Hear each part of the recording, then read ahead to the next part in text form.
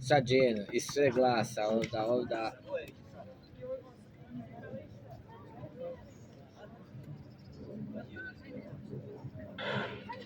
Ajmo, Jasmina! Ajde! Ajmo! Sad! Prati! Bravo! Ajmo do kraja! Seniorke 12:41.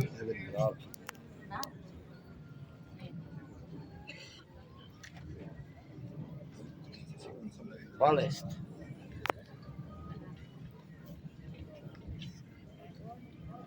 Samo vidi rezultat, da ne moraš tražiti po internetu koga.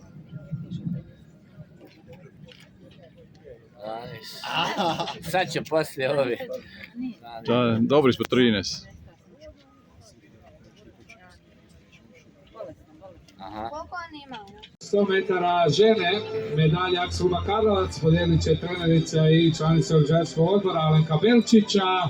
Treće mjesto osvojila za akcijski klub Bihać, mlađa juniorka 12:98, Jasmina Nuspahić. Drugo mjesto, srebrna medalja za članicu atletskog amaterskog društva Slovan Ljubljana 12:46, Sara Mija Belić. I prvo mjesto 12:41 s trenutno najboljim rezultatom 912 bodova. Pobjednica je Vika Rutar. Evo čestitke Viki, Sari i Jasmini. Imamo činjenica, tu je i Vika Rutar. 8-7-6-5. Sara Kramarić je u dresu Mosovne Kutije u stazi 3, Jasmina Nuspahić je staza 2. Čini se da nema staze 1 i 4, Nešković Kuković.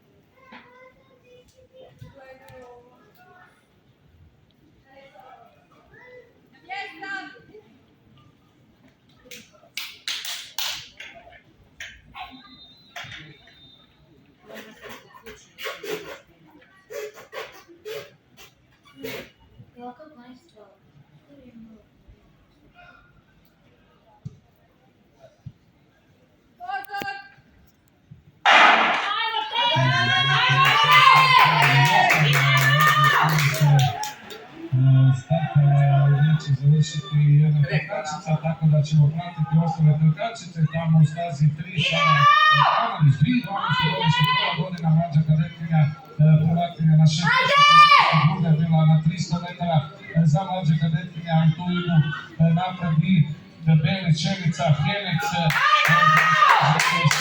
Sara Mija Belić, Slovan Ljubljana, ide na prvo mjesto Borba Kramarić i Ševica, za drugo mjesto stiže ovdje i Hjeneca, napred će biti Belić u stazi 6 i da vidimo bolji rezultat 40-43.